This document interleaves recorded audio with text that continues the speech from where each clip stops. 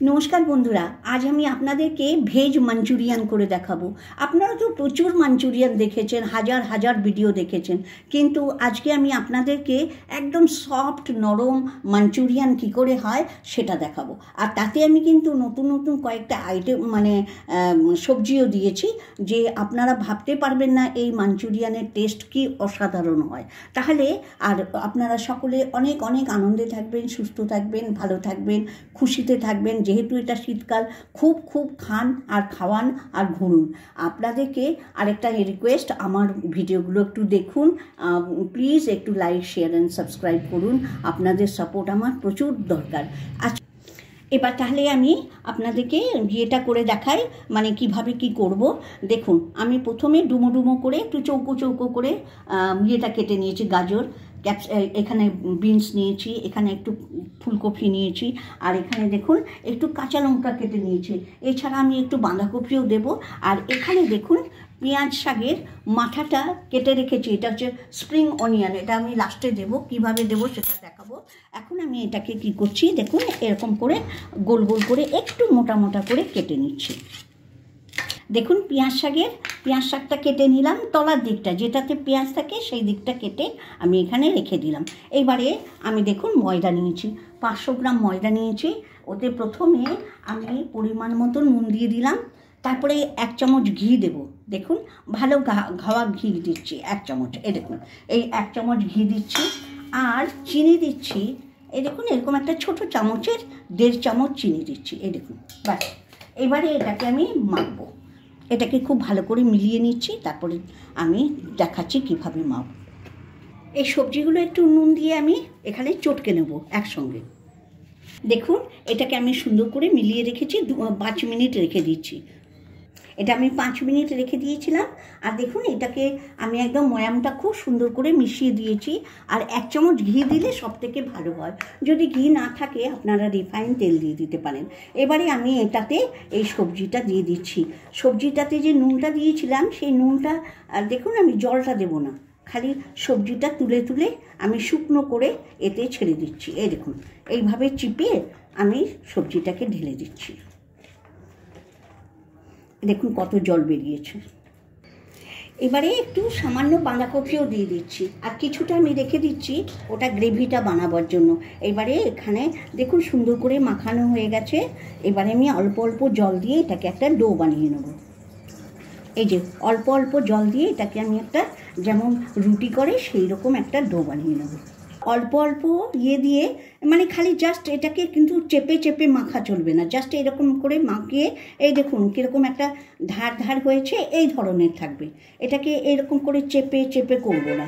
এবার হয়ে গেছে মাখাটা। এবারে আমি এটা থেকে ছোটো গোলা বানিয়ে নিচ্ছি। দেখুন এইভাবে, এই যে খুব বেশি চাপবো না। আমি যে কখন গোলাটা বানাচ্ছি, এই দেখুন গোলাটা বানাচ্ছি, একদম বেশি চাপছি না। এই দেখুন এইভাবে আমি সব কটা গোলা বানিয়ে নেব। যদি একটু হাতে লেগে যায় তাহলে এরকম করে একটু আটা ময়দা দিয়ে নেবেন, নিয়ে তারপরে এরকম করে করবেন, একদম ফার্স্ট ক্লাস করে হয়ে যাবে। দেখুন একটা বড় হাঁড়িতে আমি জলটা ফুটতে দিয়েছি। আর তার আগে দেখুন এইভাবে আমি গোলগুলো বানিয়ে নিয়েছি, বলগুলো তৈরি করে নিয়েছি। এবারে এই বলগুলোকে আমি এই ফুটন্ত জলটা ফুটছে ওতে আমি দিয়ে দেবো। আর আমি দিয়ে এটাকে 7 মিনিট সেদ্ধ করব, 5 থেকে 7 মিনিট। দেখুন আমার বলগুলো সেদ্ধ হয়ে গেছে, ওই 4 থেকে 5 মিনিট, 7 মিনিট নয় বন্ধুরা, ঠিক 5 মিনিট রেখেই নামিয়ে দেবেন। 5 মিনিটে এটা সেদ্ধ হয়ে যাবে, একদম ফার্স্ট ক্লাস। এবার এগুলোকে আমি তুলে নিচ্ছি। আর দেখুন বন্ধুরা, আমি এটা সেদ্ধ করে নিয়েছি, তাতে কি সুপার সফট হবে, একদম তুলতুলে নরম আপনার ইয়েটা হবে। তার জন্য আমি নিয়েছি এটাকে, এবার তুলে নিচ্ছি এটাকে। আর যদি আপনারা তা না চান, একটু তাড়াতাড়ি করতে চান, তাহলে ওই যে বললাম বলটাকে একদম হালকা হাতে গোল গোল বল করতে হবে, চাপা দেওয়া বেশি চাপা চলবে না, তারপরে ডাইরেক্ট তেলে ভেজে আপনি করবেন।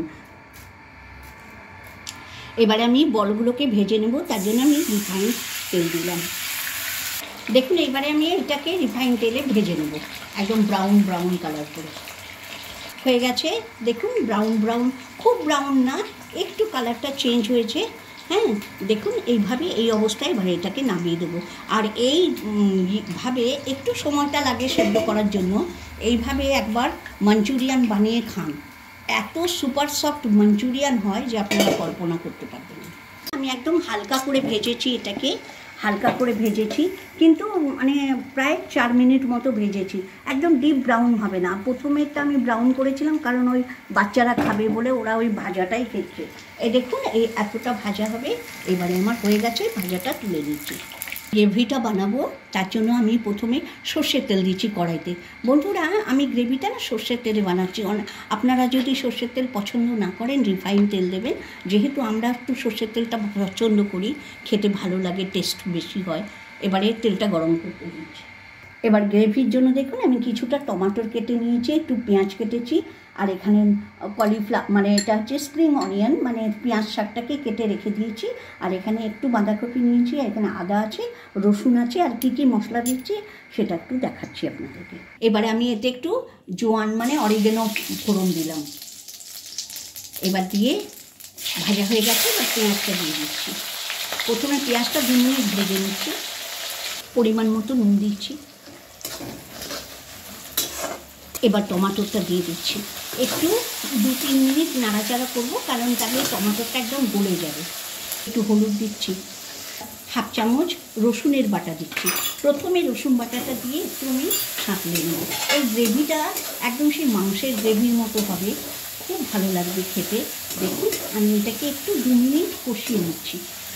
এবারে আদা বাটাটা দিচ্ছি।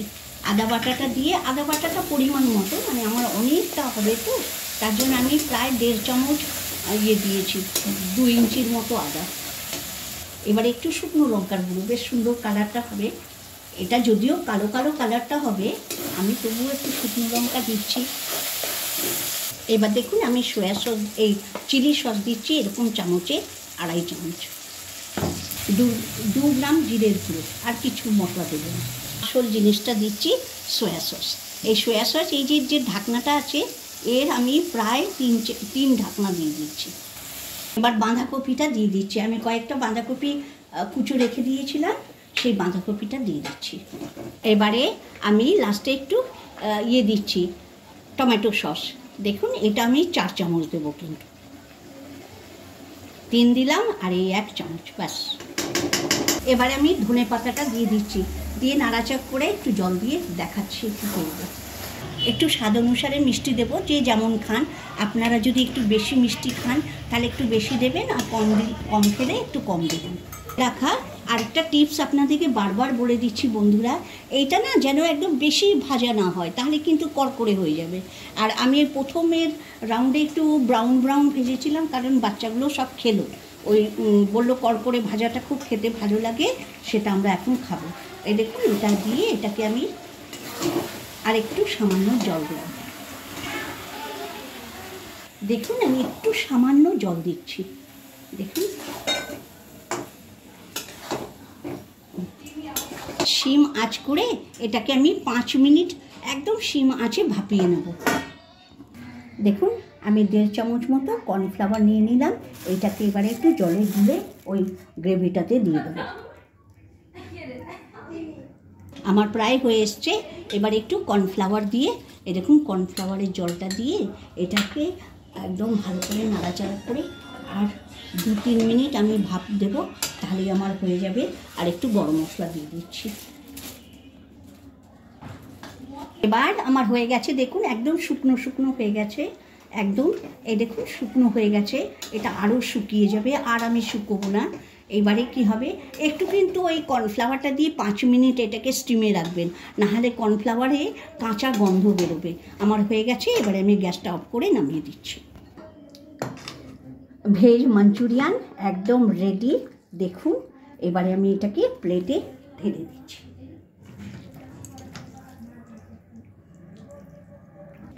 বন্ধুরা আমার ভেজ মাঞ্চুরিয়ান একদম রেডি। এবার আপনাদেরকে কেটে দেখাই কীরকম নরম হয়েছে। এ দেখুন কি সুন্দর একদম নরম তুলতুলে হয়েছে। এই দেখুন এইভাবে একদম নরম তুলতুলে হয়ে যায়। এইভাবে আপনারা করে খান, অবশ্যই আপনাদের ভালো লাগবে। আর যদি ভালো লাগে আমাকে অবশ্যই একবার লাইক, শেয়ার অ্যান্ড সাবস্ক্রাইব করবেন। আপনারা অনেক ভালো থাকুন, সুস্থ থাকুন, আর ঈশ্বর কাছে মঙ্গল আর সুস্থতা কামনা করে আজকের মতো ভিডিওটা এখানেই শেষ করছি।